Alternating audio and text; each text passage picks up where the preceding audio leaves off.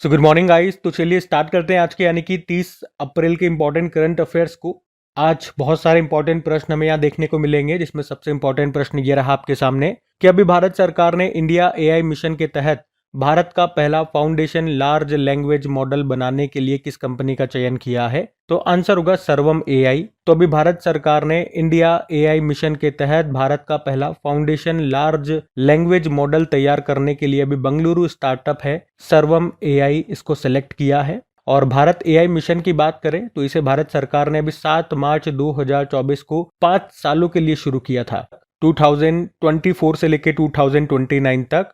और इसके लिए कितना आवंटन किया गया, तो 10,371.92 करोड़ रुपए। उद्देश्य क्या है? भारतीय भाषाओं में समाधान प्रदान करने के लिए स्वदेशी एआई क्षमता को विकसित करना। अच्छा, ये लार्ज लैंग्वेज मॉडल क्या है? तो एक प्रकार का ये एआई प्रोग्राम है जो नेचुरल लैंग्वेजेस और अन्य प्रकार की सामग्री को समझने और उत्पन्न करने में सक्षम है। अब बाकी एआई वाला प्रश्न है, आर्टिफिशियल इंटेलिजेंस से कुछ संबंधित प्रश्न मैं आपको रिवाइज कराता हूँ। जैसे कि Jetson Orin Nano super generative AI super computer को लॉन्च किया एनवीडीआई ने। डीप सीक एआई ये चाइना का एआई चैटबॉट है। भारत की पहली एआई यूनिवर्सिटी बनेगी महाराष्ट्र में। एआई जनरेटेड बाल शोषण सामग्री को अपराध घोषित करने वाला पहला देश बना UK.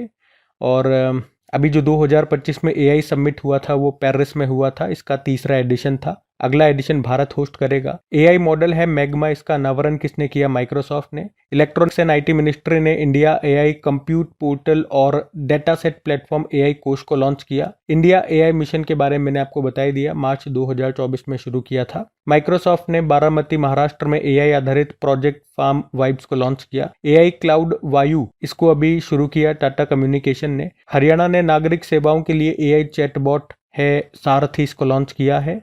7th generation AI chip है आयरनवुड, इसको लॉन्च किया है गूगल ने। ठीक है, तो इन सब कारण से एआई न्यूज में था। अच्छा, एक प्रश्न आपके लिए छोड़ रहा हूं यहाँ पे, आप बताना फादर ऑफ आर्टिफिशियल इंटेलिजेंस किन्हें कहा जाता है? बताइए। हम अगला प्रश्न देखते हैं।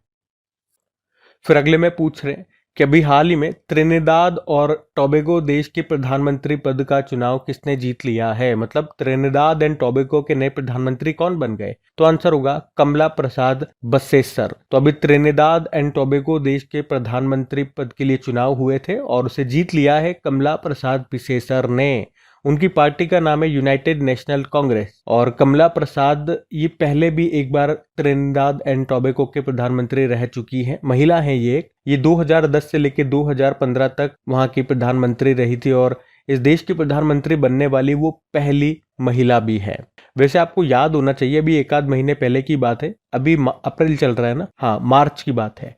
मार्च 2025 में ही यहाँ पे स्टुअर्ट यंग यहाँ के नए प्रधानमंत्री बने थे। वो पीपुल नेशनल मूवमेंट पार्टी के थे, लेकिन अभी चुनाव हुए और अभी जीत लिया है कमला प्रसाद बिसेसर ने। अब लेकर के चलते हैं आपको त्रिनिदाद एंड टोबैगो। तो ये रहा मैप में Trinidad and Tobago. Capital Port of Spain हो गई है, करेंसी है Trinidad and Tobago dollar. President Christine Kangaloo है और नए प्रधानमंत्री अब कमला प्रसाद बिसेसर हो गए। और एक पॉइंट याद रखना भी, 2025 में 18वें प्रवासी भारतीय दिवस पर जो हुआ कहाँ पे था? भुवनेश्वर में हुआ था और इसमें चीफ गेस्ट थी ये क्रिस्टीन कंगालू। अब प्रधानमंत्री वाला प्रश्न है, तो इसी तरह से कुछ और इंटरनेशनल अपॉइंटमेंट्स मैं आपको कराता हूँ जिन भी देशों में अभी नए प्रधानमंत्री या प्रेसिडेंट बने थे, वो सारे प्रश्न हम देखेंगे। ये बिल्कुल लेटेस्ट वाले करा रहा हूँ मैं भी आपको। जैसे कि सर्बिया के प्रधानमंत्री बने ड्यूरो मैकूट। इक्वेडोर के नए राष्ट्रपति डैनियल नोबोवा। ट्यूनीशिया के नए प्रधानमंत्री सारा जाफरानी। नामीबिया देश की पहली महिला राष्ट्रपति नेटुम्बो नंदी नदेतवा। ग्रीस के राष्ट्रपति कॉन्स्टेंटाइन टेसोलस। कनाडा के नए प्रधानमंत्री मार्क कार्नी। ऑस्ट्रिया के चांसलर क्रिश्चियन स्टॉकर। उरुग्वे के राष्ट्रपति यमांदू ओरसी। जर्मनी के नए चांसलर फ्रेडरिक मर्ज। लेबनान के नए प्रधानमंत्री नवाब सलाम। बेल्जियम के नए प्रधानमंत्री बार्ट डी वेवर। आयरलैंड के प्रधानमंत्री माइकल मार्टिन। वानुआटू के प्रधानमंत्री, वानुआटू ये देश है, तो जोथम नापत और इसकी कैपिटल होती है पोर्ट विला। बेलारूस के राष्ट्रपति अलेक्जेंडर लुकाशेंको। लगभग 15 देशों के अभी जो भी नए प्रधानमंत्री राष्ट्रपति से संबंधित प्रश्न थे वो सारे मैंने आपको यहाँ करा दिए। और अपॉइंटमेंट वाला प्रश्न है तो एक अनाउंसमेंट आपके लिए, जो हमारी टॉपिक वाइज सीरीज चल रही है जिसमें अभी तक हम अवार्ड्स कर चुके हैं, बुक्स कर चुके हैं शुरुआत के 3 महीने जनवरी फरवरी मार्च के, और अगला जो हमारा टॉपिक है वो आ रहा है अपॉइंटमेंट्स का। और सारी इंपॉर्टेंट नियुक्तियां हम उसमें करने वाले हैं। उसको मैंने इस तरह से अरेंज किया है, उस एक ही वीडियो में 3 कैटेगरी मैंने कर दी है। एक में हम पढ़ेंगे नेशनल अपॉइंटमेंट्स, जो भी भारत में जो भी अपॉइंटमेंट्स हुए हैं भारत से संबंधित वो। उसके अलावा ब्रांड एम्बेसडर्स वो अलग कर दिया। और इसी तरह से अभी पिछले 3 महीने में जो भी देशों में प्रधानमंत्री या जो भी चांसलर, प्रेसिडेंट, जो भी इम्पोर्टेंट वाले नाम है वो सारे मैंने वहाँ पे कैटेगराइज कर दिया। मिक्स नहीं किया, अलग अलग कैटेगरी बना दिया, ठीक है, ताकि आपको भी पढ़ने में अच्छा लगे और बाकी जो स्टूडेंट जो सेक्शन पढ़ना चाहते हैं वो पढ़ सकते हैं। वीडियो कब मिल जाएगा? या तो आज आपको मॉर्निंग में ही मिल जाएगा, मॉर्निंग में नहीं मिल पाया तो शाम तक आपको डेफिनेटली मिल जाएगा 6 बजे तक। तो सबसे पहले तो आप अपने चैनल को सब्सक्राइब करके बेल आइकन को प्रेस जरूर कर लीजिएगा, ताकि वीडियो आए तो आपका उसको नोटिफिकेशन मिल जाए। और नोटिफिकेशन फिर भी नहीं मिलता तो अपने टेलीग्राम चैनल को ज्वाइन करके रख लीजिए, उसका लिंक डिस्क्रिप्शन बॉक्स में गिवन है, ताकि कोई भी वीडियो आपसे मिस ना हो, ठीक है। अभी अगले प्रश्न की ओर बढ़ते हैं। फिर अगले में पूछ रहे हैं, अभी हाल ही में चर्चा में रहे सचेत एप्लीकेशन का संबंध किससे है? तो आंसर होगा NDMA, national disaster management authority, राष्ट्रीय आपदा प्रबंधन प्राधिकरण। एक्चुअली में हुआ क्या, अभी मोदी जी का जो मन की बात कार्यक्रम आता है, अभी 27 अप्रैल को भी आया, ये इसका 121वां संस्करण था। और इसी दौरान उन्होंने यहाँ पे सचेत एप्लीकेशन का जिक्र किया और उन्होंने कहा कि हर भारतीय को इसका उपयोग करना चाहिए। क्या है ये सचेत एप्लीकेशन, बात करते हैं इसकी। तो मैंने आपको बताया इसे तैयार किया है राष्ट्रीय आपदा प्रबंधन प्राधिकरण ने, नेशनल डिजास्टर मैनेजमेंट अथॉरिटी ने। तो इस एप्लीकेशन का उद्देश्य है भारत में आपदा तैयारियों को बेहतर करना, और इससे आपको सभी प्राकृतिक आपदाएं जैसे कि बाढ़, चक्रवात, लैंडस्लाइडिंग, भूस्खलन, भूकंप, सुनामी जैसी आपदाओं के अलर्ट आपको मिलेंगे, उनके अपडेट आपको मिलेंगे, और डेली बेसिस पे मौसम के अपडेट भी आपको मिलेंगे। ये 12 भारतीय भाषाओं में उपलब्ध है। तो अभी उन्होंने इसकी चर्चा की है तो और बता दिया मैंने ये है क्या, किसने इसको तैयार किया है, ध्यान में रखना क्योंकि अभी ये न्यूज़ में है। अच्छा, वैसे तो इसके अलावा उन्होंने यहाँ पे ऑपरेशन ब्रह्मा की भी जिक्र किया था। चलो ये प्रश्न तो मैं आप ही के ऊपर डालता हूँ, आपको बताना है कि अभी ये ऑपरेशन ब्रह्मा हमने शुरू किया था क्यों? एक देश में अभी भूकंप आया था तो वहां पे मदद के लिए हमने ऑपरेशन ब्रह्मा शुरू किया था। कौन सा देश है वो आपको बताना है, किस देश में। अब एप्लीकेशन वाला प्रश्न है तो इसी तरह से कुछ एप्लीकेशन पोर्टल वाले प्रश्न मैं आपको रिवाइज कराता हूँ जो न्यूज में रहे थे। तो देखो, एक अभी आंध्र प्रदेश ने मन मित्र नाम से एक चैटबॉट सुविधा शुरू की थी। सेबी ने लॉन्च किया था मित्र प्लेटफॉर्म।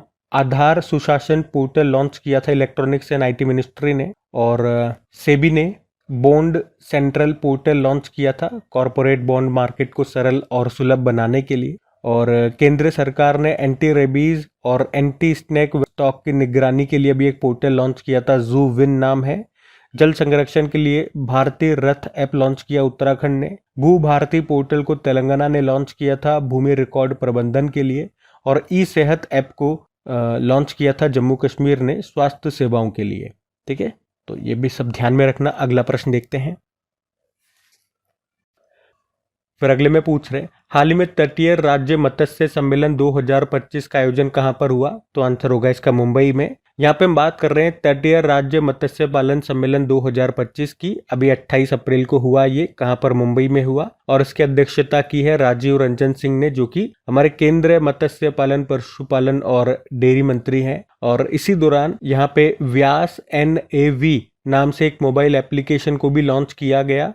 और इसे लॉन्च करके अभी 5वीं समुद्री जनगणना को भी शुरू किया गया। आप कह सकते हो देश में जो पिछली समुद्री जनगणना है वो 2016 में हुई थी और उसके बाद अब हो रही है। और कौन से नंबर की है याद रखना, 5वें नंबर की है।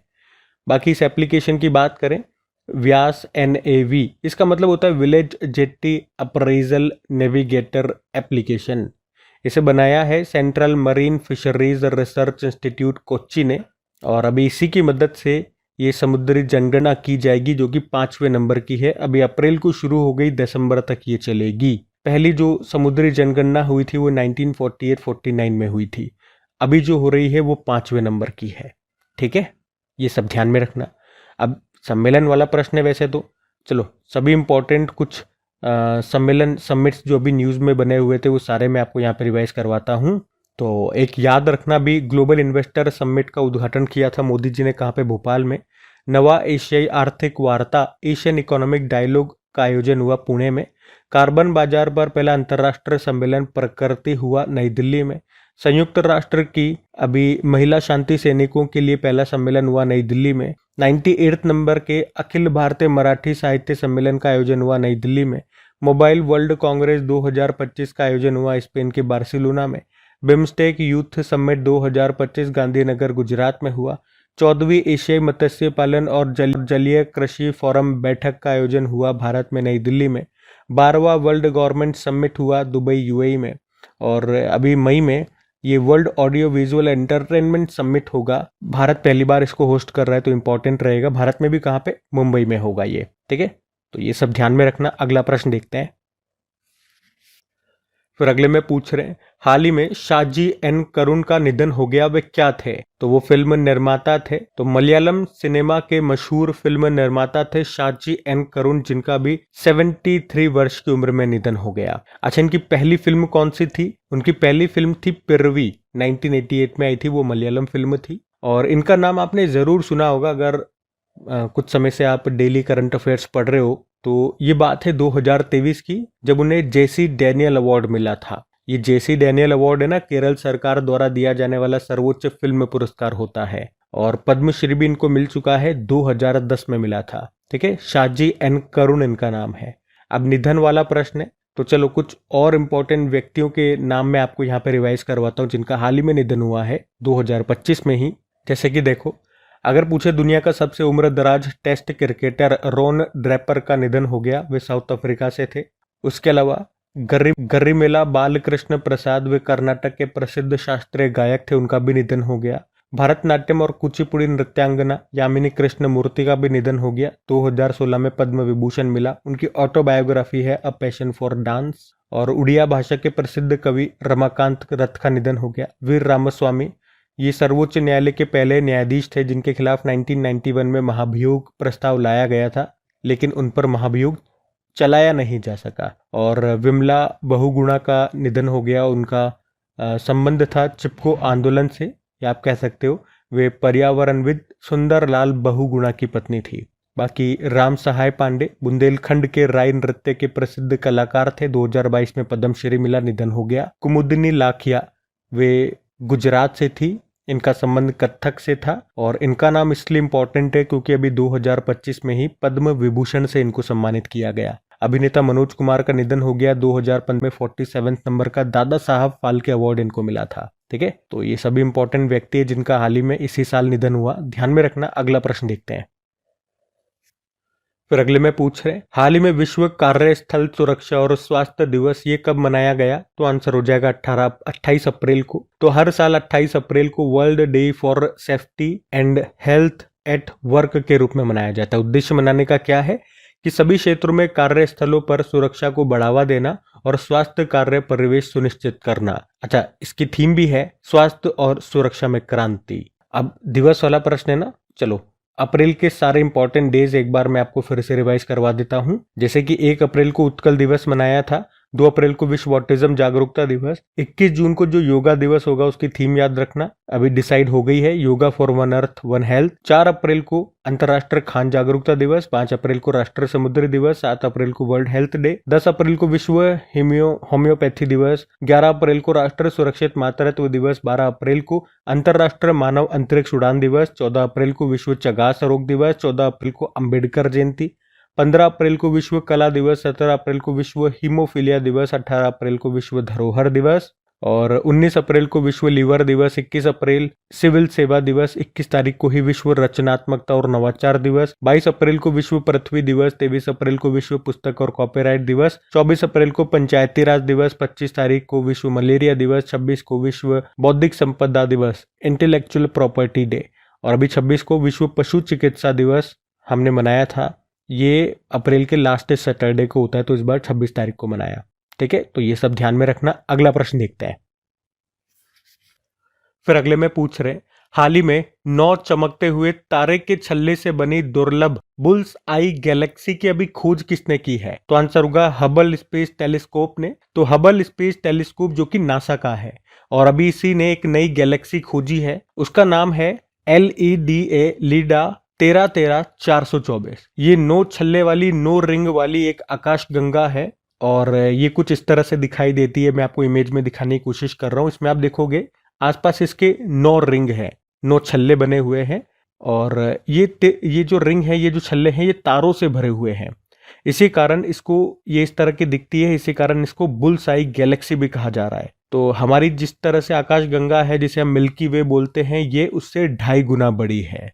ठीक है, और खोज की है हबल स्पेस टेलीस्कोप ने, जो नासा का है, ये आप ध्यान रखना। अच्छा, यहाँ पे एक काम करते हैं, इसी तरह से कुछ और टेलीस्कोप न्यूज में रहे थे, वो भी मैं आपको रिवाइज करवाता हूँ। सबसे पहले तो आप ये याद रखो कि लद्दाख में एशिया की सबसे बड़ी दूरबीन स्थापित की गई थी। उसका नाम है major atmospheric Cherenkov experiment. Ladakh के होनले वेधशाला में इसको रखा गया है। और एशिया का सबसे बड़ा लिक्विड मिरर टेलीस्कोप ये आपको उत्तराखंड में मिलेगा, जिसका डायमीटर व्यास है 4 मीटर का।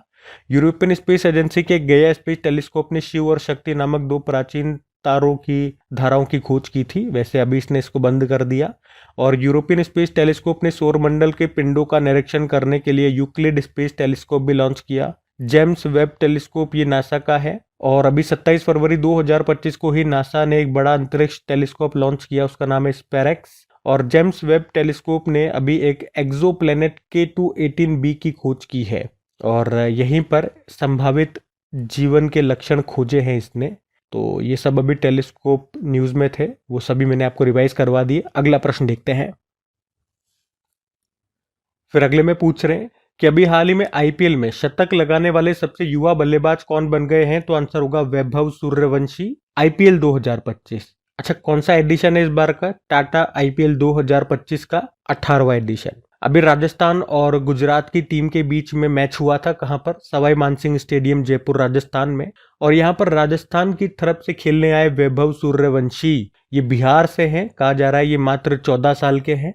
और यहां पर अभी उन्होंने मात्र 35 बॉलों में शतक लगा दिया और इस तरह से आईपीएल के इतिहास में ये दूसरा सबसे तेज सेंचुरी था, क्योंकि सबसे तेज तो क्रिस गेल ने लगाया था मात्र 30 गेंदों में। तो इनका जो शतक है वो आईपीएल के इतिहास में दूसरा सबसे तेज शतक है। एक तो ये रिकॉर्ड बना और उसके अलावा आईपीएल के इतिहास में सबसे युवा खिलाड़ी बन गए ये शतक लगाने वाले। और आईपीएल की एक इनिंग में सर्वाधिक छक्के लगाने वाले भी ये भारतीय खिलाड़ी बन गए, वैभव। आईपीएल में बात कर रहा हूँ, कितने छक्के लगाए? 11 छक्के लगाए। तो ये है वैभव सूर्यवंशी। अच्छा, वैसे अभी हमने वुमेन्स प्रीमियर लीग देख चुके हैं। 2025 में तीसरा एडिशन हुआ था, उसको मुंबई इंडियंस ने जीता, दिल्ली कैपिटल को हराया था। ऑरेंज कैप मिली है, जो सबसे ज्यादा रन बनाते हैं उनको मिलती है, नेट साइवर ब्रट को। और ब्रंट को ये मुंबई इंडियंस की है। और पर्पल कैप जो सबसे ज्यादा विकेट लेते हैं, ये एमिलिया केर को मिली है, ये भी मुंबई इंडियंस की है। ठीक है, तो ये भी ध्यान में रखना। अगला प्रश्न देखते हैं। फिर अगले में पूछ रहे, हाल ही में चर्चा में रहा शाहिद राजाई बंदरगाह कहां पर है? तो आंसर होगा ईरान में। तो ईरान का सबसे बड़ा कमर्शियल पोर्ट है शाहिद राजाई पोर्ट। और अभी ये चर्चा में है क्योंकि यहाँ पे एक भीषण विस्फोट हो गया है। एक्चुअली में ईरानी बैलिस्टिक मिसाइलों में जो यूज होता है सॉलिड फ्यूल, वो यहाँ पे कंटेनरों में रखा हुआ था और उसमें आग लग गई और उस कारण से यहाँ पे भयंकर विस्फोट हुआ। भयंकर, इतना भयंकर था कि 50 किलोमीटर दूर तक विस्फोट के झटके महसूस हुए थे। और इसके बाद 28 अप्रैल को वहाँ के जो राष्ट्रपति है मसूद पेजेस्कियान, उन्होंने यहाँ पे राष्ट्रीय शोक दिवस घोषित कर दिया उस दिन को। अब ये सब हुआ ईरान में, तो ईरान लेकर के चलता हूँ। ये याद रखना, पोर्ट है ना शाहिद राजाई पोर्ट, कहाँ पर है? ईरान में। देखो ये रहा मैप में ईरान, कैपिटल इसकी तेहरान हो गई है, करेंसी है ईरानी रियाल। चबाहार बंदरगाह ये भी आपको ईरान में मिलेगा, जिसे भारत ने बनाया है। और इसी में चबाहार बंदरगाह में ही शाहिद बेहस्ती पोर्ट है, उसको हमने लीज पे ले लिया है। दस्ते लुत और दस्ते कबीर मरुस्थल भी आपको यहीं पर मिल जाएगा। कुछ और करंट अफेयर्स के प्रश्न यहाँ से देखें तो फतेह में मोहजरानी, ये ईरान की पहली महिला गवर्नमेंट स्पोक पर्सन बनी है। धरती का सबसे उच्चतम तापमान टेम्परेचर 82.2 डिग्री सेल्सियस यहाँ पे दर्ज किया गया था पिछले साल। आत्मघाती ड्रोन शाहिद 136B और जिहाद बैलिस्टिक मिसाइल का अनावरण किया था ईरान ने। ईरान ने रिसर्च सैटेलाइट चामरान 1 और सोरेया सैटेलाइट को लॉन्च किया था क्वेम 100 रॉकेट से। ईरान की नई कैपिटल बन सकती है माकरन, अभी तेहरान है। और वैसे तो यहाँ पे नई करेंसी की भी घोषणा की गई थी तोमान, पर वो इम्प्लीमेंट नहीं हो सकी है। उसके अलावा अभी इन्होंने बैलिस्टिक मिसाइल एतेमाद और एंटी वॉरशिप क्रूज मिसाइल गदर 380 का भी परीक्षण किया था, टेस्टिंग किया था। इन सब कारण से अभी ईरान न्यूज में था, ध्यान में रखना। अगला प्रश्न देखते हैं। फिर अगले में पूछ रहे, हाल ही में भारत सरकार ने किस पड़ोसी देश को थैलेसीमिया और सिकल सेल रोग प्रबंधन के लिए $2 मिलियन की चिकित्सा सहायता भेजी है? तो आंसर होगा इसका नेपाल। तो अभी भारत ने नेपाल के अनुरोध पर थैलेसीमिया और सिकल सेल रोग के प्रबंधन के लिए $2 मिलियन मूल्य की चिकित्सा सहायता भेजी है। इसमें इलाज के लिए टीके और दवाइयाँ शामिल हैं। बात करें थोड़ी सी इसकी सिकल सेल और थैलेसीमिया रोग की, तो पहले तो याद रखना ये दोनों अनुवांशिक विकार हैं, जेनेटिक डिसऑर्डर हैं। और आप कह सकते हो ये दोनों ब्लड डिसऑर्डर है, मतलब कि ब्लड संबंधित, रक्त संबंधित ये रोग है। तो थैलेसीमिया में क्या होता है, इसमें आरबीसी नहीं बन पाती है, वो नष्ट हो जाती है और इसलिए खून की कमी हो जाती है इसमें, तो एनीमिया रोग होता है।